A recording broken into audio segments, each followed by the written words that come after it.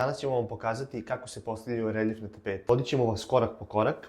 Pre postavljanja tapete potrebno je namazati primer, to možete pogledati u našem prethodnom videu. Za postavljanje reljefnih tapeta potrebno vam je lepak koji dobijate uz fototapet, skalper, četka za zatezanje tapete, četka sa kojom mažete ivice zidova i valjak sa kojim mažete zid i mažete pozadinu tapete. U zavisnosti od kvadrature koju poručite, dobijate kesicu lepka od 195 grama ili od 95 grama.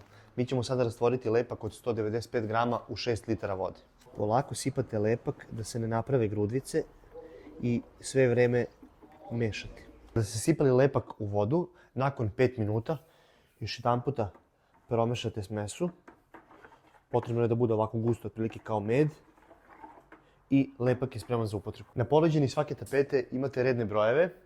Prvo što je potrebno da uradite jeste da lepak nanosite na poleđini tapete ravnomerno. Naročito su bitne ivice da budu natopljene lepkom.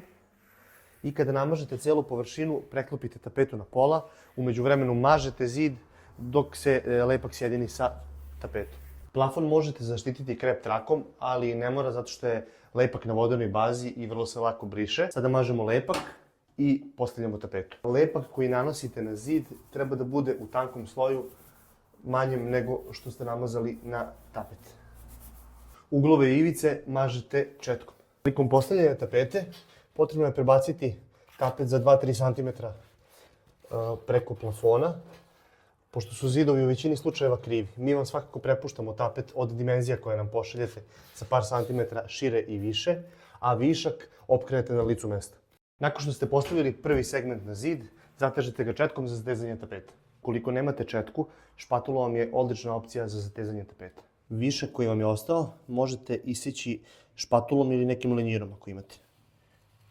Sada postavljamo drugi segment. Tapete nemaju preklop, postavljaju se u nulu. Ako imate kosinu kao i mi, nju opkrenete takođe na licu mesta. Iz drugog segmenta takođe izvlačimo lepak, zatežemo tapet. U slučaju da vam negde ostane fleka od lepka, prebrišite samo vlažnom magičnom krpom i to je sve. Kao što smo vam rekli, tapete se postavljaju u nulu i između dva segmenta možete dodati još malo lepka za svaki slučaj.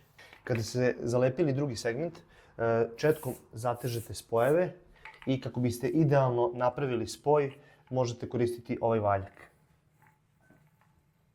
Kada ste sve završili, vlažnom magičnom krpom prebrišete tapet i otklanjate višak lepka. U slučaju da vam je ovaj proces komplikovan, nudimo vam uslugu profesionalne montaže, možete nas pozvati.